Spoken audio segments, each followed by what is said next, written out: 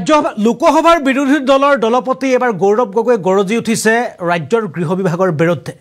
ৰাজ্যৰ গৃহ বিভাগৰ বিৰুদ্ধে গৰজি উঠি এবাৰ গৌৰৱ গগৈয়ে ক'লে যে কবিতা লিখা ছোৱালীক আৰক্ষীয়ে গ্ৰেপ্তাৰ কৰিব পাৰে, আটক কৰিব পাৰে, কিন্তু আটক কৰিব নোৱাৰে সিন্ডিকেট ৰাজ চলাই থকা ঠিকাদাৰক, সিন্ডিকেটৰ লগত জড়িত মাষ্টাৰ মাইণ্ডক।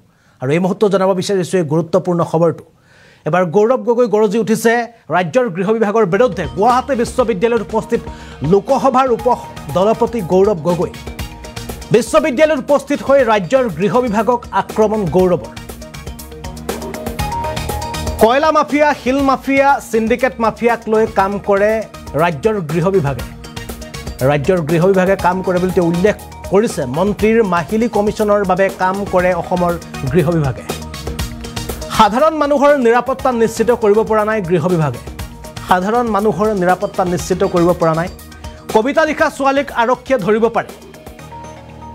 কবিতা লেখা ছোৱালীক আৰক্ষীয়ে ধৰিব পাৰে, কিন্তু ধৰিব নোৱাৰে কয়লা মাফিয়া, ড্ৰাগছ মাফিয়াক ধৰিব নোৱাৰে গৃহ বিভাগে।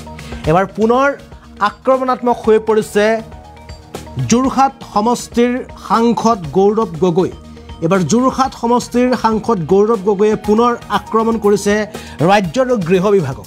অৰ্থাৎ গৃহ বিভাগক তেওঁ আক্ৰমণ কৰি কৈছে যে কয়লা মাফিয়া, শিল মাফিয়া, সিন্ডিকেট মাফিয়াৰ হৈ কাম কৰি আছে অসমৰ গৃহ বিভাগে। মন্ত্ৰীৰ মাহিলী কমিশ্যনৰ বাবে কাম কৰে অসমৰ গৃহ বিভাগে। সাধাৰণ মানুহৰ নিৰাপত্তাৰ প্ৰতি নিৰাপত্তা দিব পৰা নাই গৃহ বিভাগে। ইফালে কবিতা লিখা ছোৱালীক আৰক্ষীয়ে আটক কৰিব পাৰে, কিন্তু কয়লা মাফিয়া, ড্ৰাগছ মাফিয়াক ধৰিব নোৱাৰে গৃহ বিভাগে বুলি আজিৰ দিনটোত পুনৰ ৰাজ্যৰ গৃহ বিভাগক আক্ৰমণৰ লক্ষ্য কৰি লৈছে গৌৰৱ গগৈ। আমি পোনে পোনে এবাৰ গৌৰৱ গগৈ সেই বিশেষ মন্তব্যটো আপোনালোকক দেখুৱাবলৈ চেষ্টা কৰিছোঁ।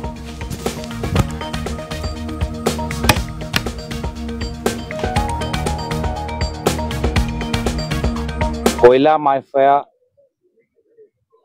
শিল মাফিয়া, সিন্ডিকেট, আজি অসমৰ গৃহ বিভাগ কয়লা মাফিয়া, শিল মাফিয়া, সিন্ডিকেট মাফিয়াৰ বাবে কাম কৰি আছে। তেওঁলোকৰ গাড়ী অহা যোৱা ভালকে কৰিব পাৰে। বিভিন্ন মন্ত্ৰীসকলৰ মাহৰ যে কমিশ্যন পাব লাগে, সেই ব্যৱস্থাটো অক্ষুণ্ণ হৈ থাকক, তাৰ বাবে গৃহ বিভাগ কাম কৰিছে। কিন্তু আজি গাঁৱৰ ভিতৰত, ঘৰৰ ভিতৰত যি ধৰণৰ মাৰপিট হৈছে, ল'ৰা ছোৱালী যি ধৰণৰ আজি তেওঁলোকৰ ওপৰত আজি নিৰ্যাতনৰ বিভিন্ন খবৰবোৰ পাই আছো। এই ক্ষেত্ৰত গৃহ বিভাগ বিফল।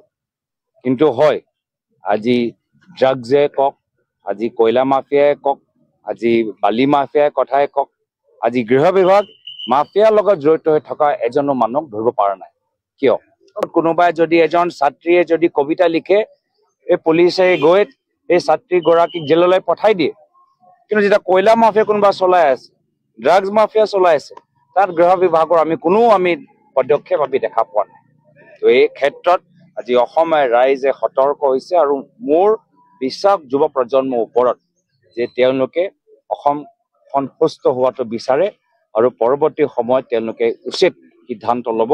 যুৱকসকলক ৰাজনীতিত আৰু সোমাবলৈ, বেয়া ৰাজনীতিৰ প্ৰতি আৰু সতৰ্ক হ'বলৈ মই বিনম্ৰ আহ্বান জনাইছো।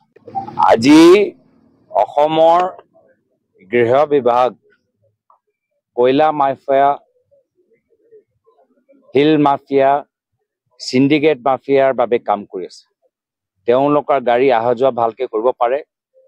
বিভিন্ন মন্ত্ৰীসকলৰ মাহৰ যে কমিশ্যন পাব লাগে, সেই ব্যৱস্থাটো অক্ষুণ্ণ হৈ থাকক, তাৰ বাবে গৃহ বিভাগ কাম কৰিছে।